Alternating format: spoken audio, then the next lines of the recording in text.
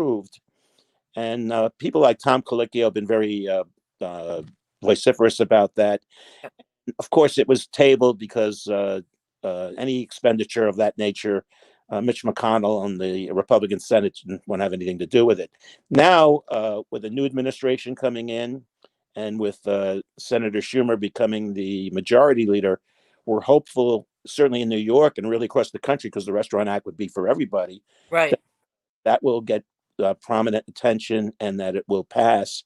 And that would be a tremendous help to the industry. It's not going to solve everybody's problem. Right. It doesn't mean everybody's going to be able to reopen, and there's been a lot of attrition, but it does mean that it gives a lot of places, I think, a fighting chance to get back into business. Is there anything the members of our community, our listeners, our audience can do? And a lot of the people, as you know, I mean, we've got 12 million.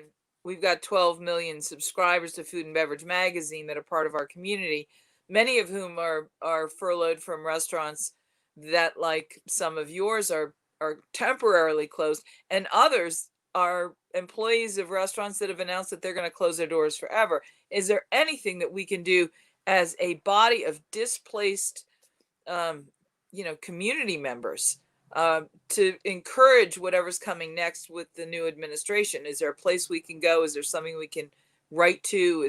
Can we write to our representatives?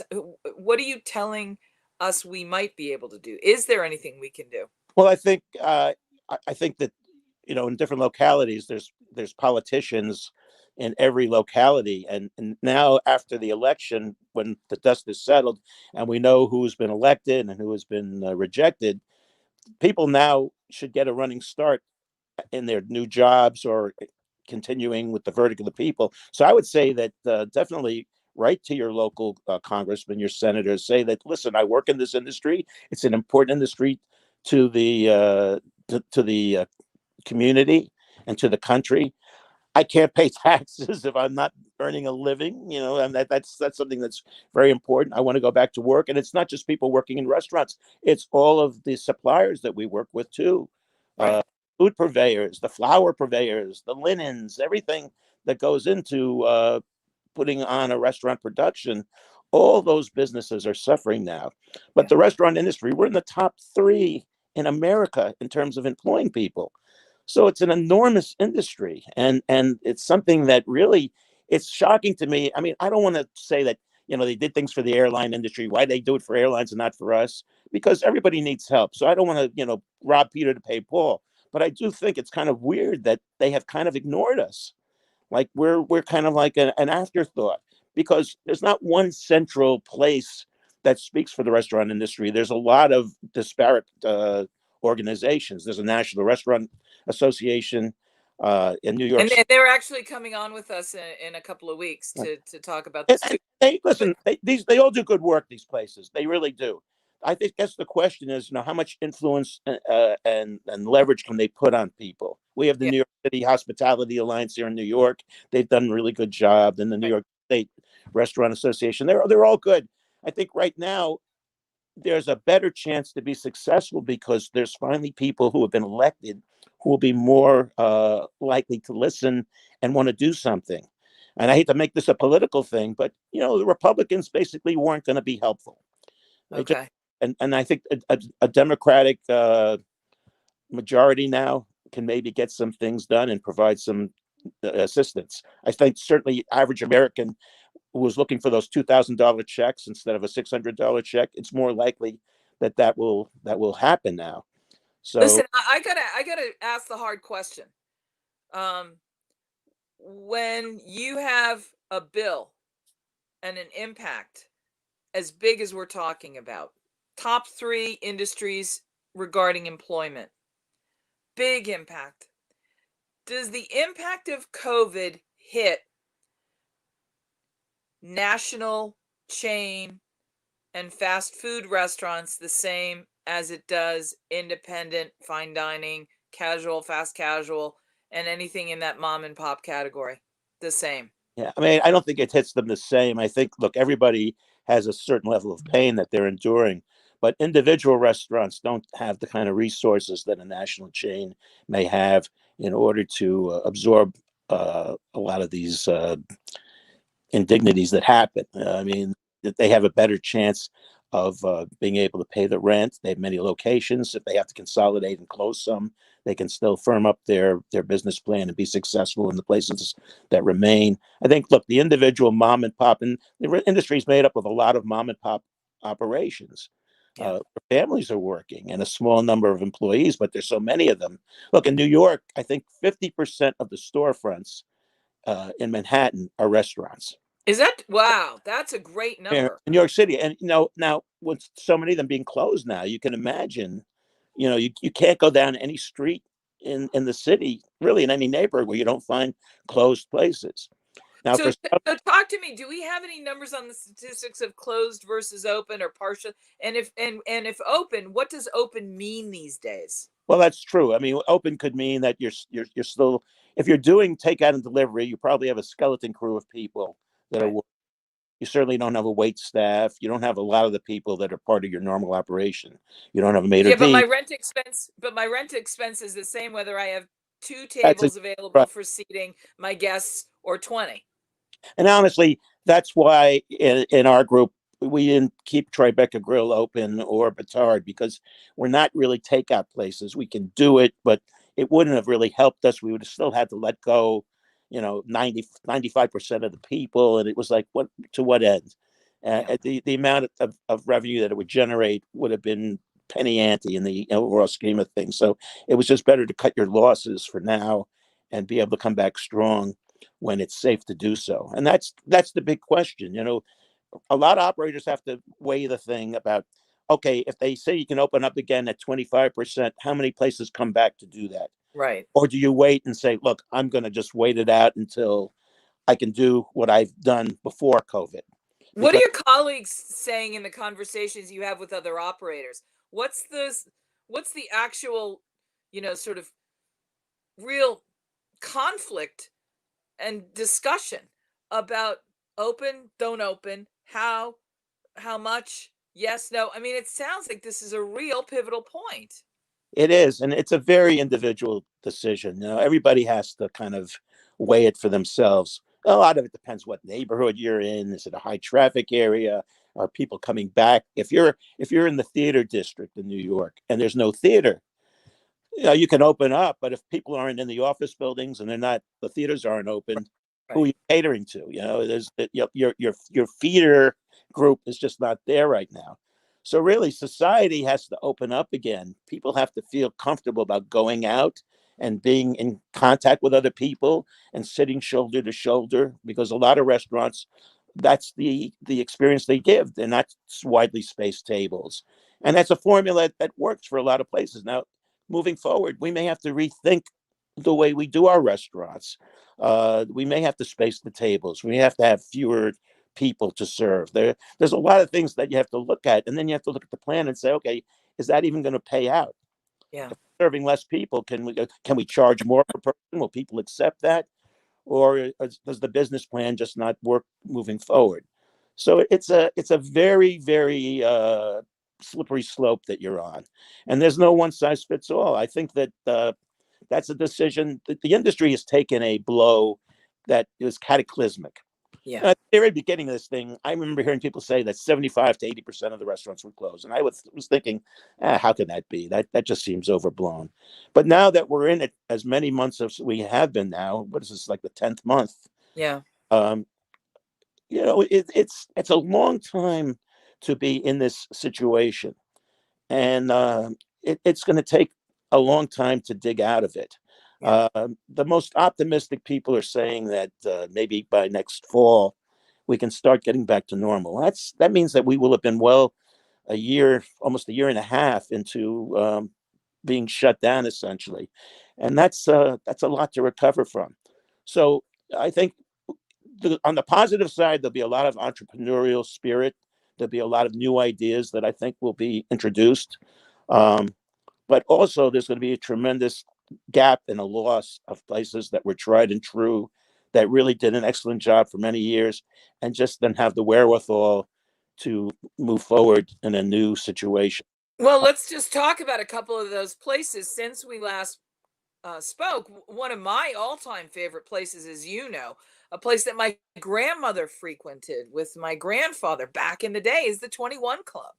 I mean, Yeah, these aren't just restaurants, and these aren't just hangouts and your corner place where you're a regular. I mean, we're talking about national cultural institutions, and we do a really good job of protecting certain things in our world, um, and yet we're not protecting what I would argue is as important as our museums and our national parks.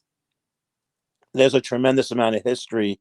That 21 goes back to the speakeasy days. I remember going down to the lower portion of the restaurant, and they showed me. They Didn't we had, go there together one time? I think we might have, and they open up the wall, and you go in and you see where the wine is being kept. Jimmy Right. Walker used to And they drink show that. and remember they showed us Richard Nixon's wine? Yeah, that's right. That's right. Your memory is better than mine, Jennifer. That was extraordinary. Down in the catacombs there. Yeah, yeah. So the Oh history yeah, that was funny. places like that, Yeah. uh, you can't replace it. No. I think that there's a lot of places. I mean, other places like Gotham Barn Grill closed. They actually closed right at the beginning of Yeah. of COVID. They kind of, I think, anticipated what was going to Well, happen. the great chef Alfred Portalia, and of course, what happens to great chefs in a moment like this? They're businessmen, they're artists, they're leaders, they're teachers, they're hosts. Let's talk a little bit about the professionals. It's easy to throw numbers around and not see the faces behind it. There are people who we know from Food Network and other places, but let's talk a little bit about the impactfulness of what this really means to people who are some of the greatest artists in our country.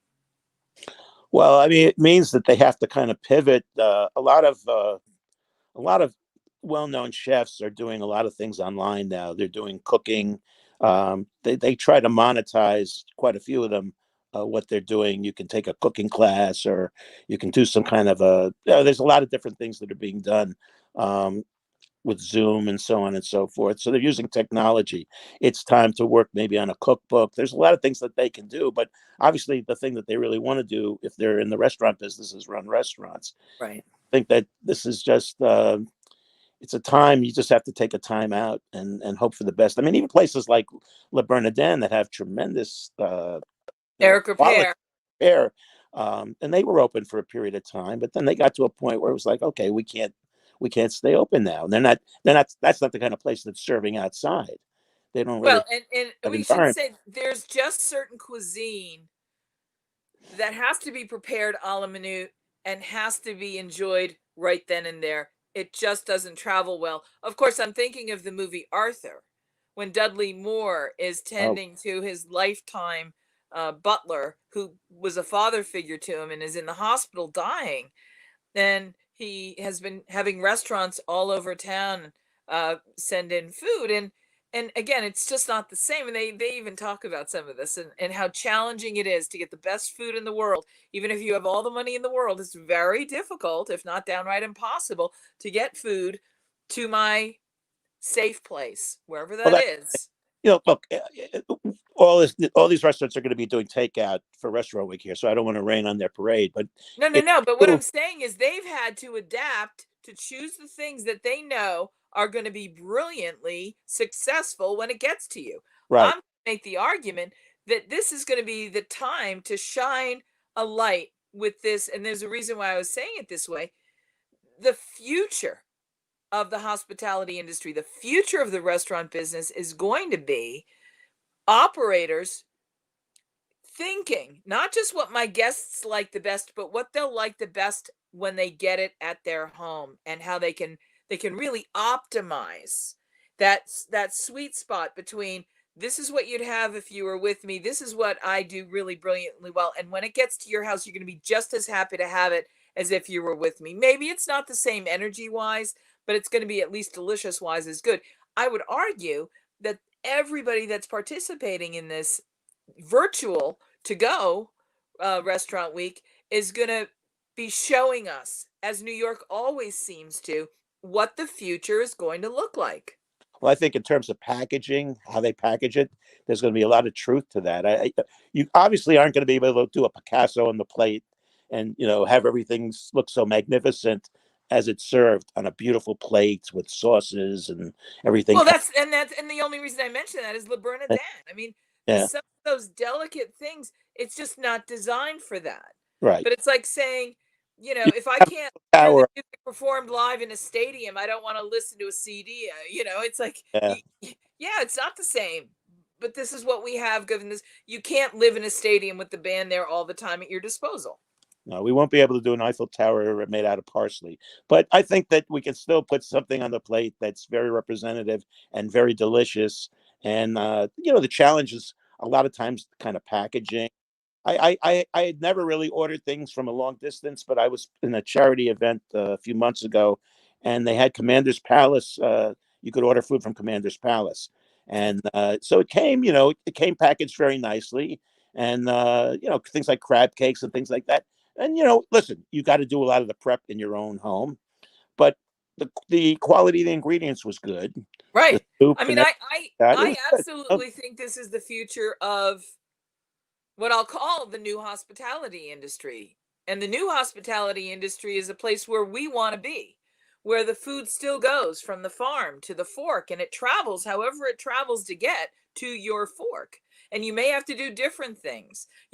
Think about what you had to do before. You used to have to get in the car and go park or take a cab or get there. And then sometimes you might have to wait. And sometimes you might have to wait at a bar for 15, 20 minutes. And, there was always a degree of participation. And there were things you had to do to avail yourself. And boy, if you were going to one of the top places like some of your restaurants where you had to get a reservation in advance because they're so acclaimed.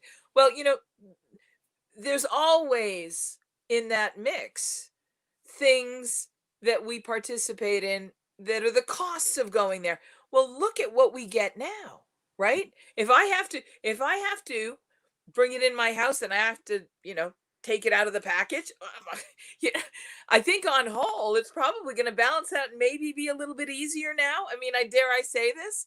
I Well, you think got to one do of that. the You got things to that wash the you dish when you yeah, come to. We'll wash the dishes for you. Look, I think they're different yeah, experiences. but the drinks are free. Look, I'm a sports fan. I love going to the ballpark to watch a game live. I Yeah, love being yeah, at the Mets. I love being at the Jets, the Rangers, the Knicks, whatever. I like going to City Field and Madison Square Garden, and I love going to concerts and all the things that to live in a place like New York where or in New Jersey where the cost of living is high, but the access to so many entertaining things is terrific. Uh, we miss those things. Now, it's easy to sit in my chair, got a nice television, you can watch the game, short lines at the restroom. It's great. But nonetheless, I'm looking forward to the time we can get out and about again. And that includes being at restaurants where we can give people a hospitality hug, where we can give people the kind of experience right. that they're missing. Doesn't mean that you can't get good food at home and that you shouldn't stay at home when the weather's lousy or when it's inconvenient to come out. But I would hope that when the smoke clears and this virus is in our rearview mirror, and we can get back to the time where we could sit at a table and we could be with our family and friends and we could discuss what's going on in the world and we could solve a lot of the problems with good food and wine and have a sense of well-being and camaraderie. That's something that's missing right now. We're kind of isolated. We're all in our little hunker down situations. And yes, it's more convenient. And as I get older, I'm not as anxious to necessarily get into big crowds, but I do miss the excitement of being at a big moment. Yeah, Because when you go to something, when you go to that's a see great way to put it. a great performance, yeah, and or you're at a concert and you just hear a great guitar solo or wonderful harmony or any number of things. It's you miss that. You could put the music on your stereo and you can boogie by yourself and dance with your cat. I've been doing a lot of that. Cats are Listen, pretty good. you said something really important. You use the words well-being. Yeah, And one of the things that restaurant operators have historically done is to say that when you come into my house, my duty is to look after your happiness and well-being. that's right. let's talk a little bit about that idea, because people all over the country are, if they're open, they're thinking you can't come to my house, or you choose not to and you're getting it to go. Are are you hearing a national discussion about how we bring an awareness and an adjustment to our process in order to address that notion of well-being for our friends and neighbors and customers and guests? I think there's a lot of discussion about um, how to be successful in this business when there's so much pressure right now on every aspect of it. You have to be a little crazy to go into the restaurant business because the risk is very high, the margins are very low, and it was always a difficult business. And this year has really shown that there's not much of a safety net. That if you're closed for a period of time, the bottom really falls out. I think that what binds us together and makes us want to continue and be in this business is that we love the aspect of presenting hospitality. We like being able to orchestrate something that is special for people. We love the rush of people coming in the door and us embracing them with a nice welcome, a comfortable chair, and good food. That is something that, as a professional, you have a tremendous desire to accomplish. So you're willing to put up with a lot of pain, Yeah. and you're willing to put up with a lot of risk. And it's a little scary because you want that aspect of connection. And I think that's something that restaurants provide to people. I think it's desperately needed right now. But whether we're going to be able to do it, we're going to need help and cooperation. And people are going to have to understand that there's a period of time, there's an adjustment period to get our sea legs back and to get back on a firm enough footing where you can really move forward. And that's where a lot of government assistance and things like that, help from landlords and so on and so forth, get you back in a position where you can hopefully try to be successful. Because I think the need is there. Look, Yeah. it's very easy to pull the plug. You get to a certain time of your life where maybe it's time to do that. But the thing that draws you back is the desire to really hear that uh, sound in the restaurant again, that din of noise of people talking and eating and the clanking of plates and just the enjoyment of the moment, that moment that you can freeze in time. uh, I think I said to you times in previous conversations that I would walk around sometimes at night and look in the windows at our different restaurants, and I would see that they were busy and people were having a good time. And I thought, wow, that is really special. It's a sacred trust that they've placed in us. They could go to a lot of places to spend their time, but they chose to spend it with us. And that meant that we were doing something that was important to them. And I think we want to get back to that. So I think people who work in this industry, it's kind of like the circus coming to town or the carnival or whatever. We want to entertain. We want to be connected to people again, and that's why we are willing to put up with a lot of the crazy things and pressures that maybe wouldn't exist in other businesses where you can make more money. But I always thought it was funny.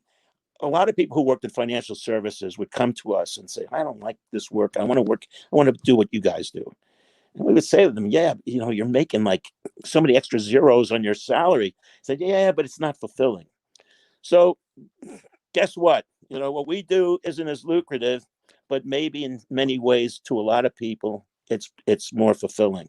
Well, Tracy Nieporent, you are the richest man I know for sure. Hey, Uh, listen, I want to talk to you about best practices from your seat at NYC and Company with the upcoming to go restaurant week. People are doing things that are still open, and they're going to expand that hopefully. And as this is a glimpse of our restaurant futures, um, who do you see doing things that are best practices? What have you heard about that anybody's doing that you go, wow, that's a smart idea? Because one of the things we need and that we don't have on the nightly news is someone saying, hey, someone somewhere is doing this and we could all really benefit from it. It's sort of like the missing link, if you will, that information about people doing a really good job under these difficult circumstances that everyone really could benefit from. What are you hearing about that really sort of fits that bill? I'm not sure that I know what that thing is. Although I will say this, that there's a lot of hungry people in the country right now, Yeah. and so many restaurants are working with organizations here in our area. We have City Harvest and Table to Table to get food to people who really need it, and people are lined up sometimes for a mile in their cars to get food, Wow. families. And sometimes it's been discussed that sometimes the cars are very nice cars. And when you talk to the people, they say, yeah, I lost my business. I don't have my business anymore. I got a nice car, but I have no money for food. I have no Yeah. money, I'm scrambling. Yeah. So this is something that's hard hitting. And, I saw the pictures in Texas, biggest state in the country. All over the country, people are really relying on an infrastructure of food to try to come up with some way to feed them. And I think certainly chefs like Jose Andres, people like that, have been at the forefront of this, of creating World infrastructure. Central Kitchen. Yeah, I mean, they create these amazing situations where Maybe we could get the World Central Kitchen web address scrolling underneath here for us, because people need to know there are places you can go, and there are organizations that are partnering with chefs in every community to bring a little local flavor to the hunger fight. It's a really good point. I think that's the best thing that's happening right now. I mean, look, in terms of places that are seem to be doing better now. The places that can do takeout well, or who are embracing technology in certain ways, um, I think they have a leg up to some degree over people that are more old fashioned like us. They're willing to find out, what the next thing is. Now, a lot of these things are the next thing, and a lot of these things will drop by the wayside. But and then there's other things like when I was a kid, we had the automat in New Yeah. York. You went to a wall and you put a coin in, and you opened it up, and there was a sandwich or a cookie or a piece of cake. I'm sorry to say I remember. Important and hard. Well, and there wasn't a lot of interaction with people, Right. but it was the kind of thing where it was quick, the quality was decent, and then they kind of disappeared. Well, now, lo and behold, it's beginning to reopen again in certain places. That concept is kind of being reintroduced. So that's interesting. I don't think it's dining in the sense that I feel that dining is important, because I do think that interaction with people is what makes dining a complete experience. It's not the same, but on the other hand, there's a certain efficiency to it, and if people can make it successful and the quality is good, you can go in there and get something quick to eat, and it's decent quality. Then that's not a terrible thing. Well, I you're also you're also talking about the difference between eating and celebrating. Right, and I mean, I always say it's like there's eating. You have to eat in order. It's like putting gas in the car. Right. You have to eat to keep moving and going. But dining is a little different. Dining is on a higher plane, not necessarily a foo-foo plane, but it's a more of a complete experience. Sitting down and having a food that's crafted by people that have a little more ability and skill, and there's a cost connected to that, but there's also the reward is greater, and that's dining. That's the whole experience. And when you think back on your life and meals you've had, they tend to be dining experiences, not something you necessarily grabbed, quickly through the window of your car. Yeah. So they're both important, and everybody who's a player in the industry, whatever they're doing, whether it's in a fast food place or in a tablecloth restaurant, they're all playing an important role in their way. Our niche is fine dining, for better or for worse. I think the future for fine dining, I think it's always going to be there, but it may have to be reimagined, because there's very little leeway for anything bad to happen, and Right. we've gone through this now. We understand what a tenuous uh, road it is. Um, there are chefs from all over the world that have a restaurant in New York. And there are chefs from New York that have restaurants now all over the world. It becomes global. Are Yeah. any of the chefs, the Danielle Ballou, Eric Repair, Nobu, uh, how are they bringing the sensibilities of the countries and cultures that they come from to this experience? I'm going to imagine there's a lot to learn when we reach out to places that have been in the food business a lot longer than we've even been a country. Are you hearing things uh, from cultures that have survived long, long periods of time, inclusive of pandemics and wars, etc.? Are you hearing anything about how we could adjust and shift our minds on this one? I'm not really sure I'm qualified to answer that. I mean, I know that, for instance, Nobu is in so many different places now, um, and I don't think it's very different from place to place, other than in a locality there may be a particular fish that's indigenous to that area. That's something that they emphasize on their menu versus what we do here in New York or what they do in London.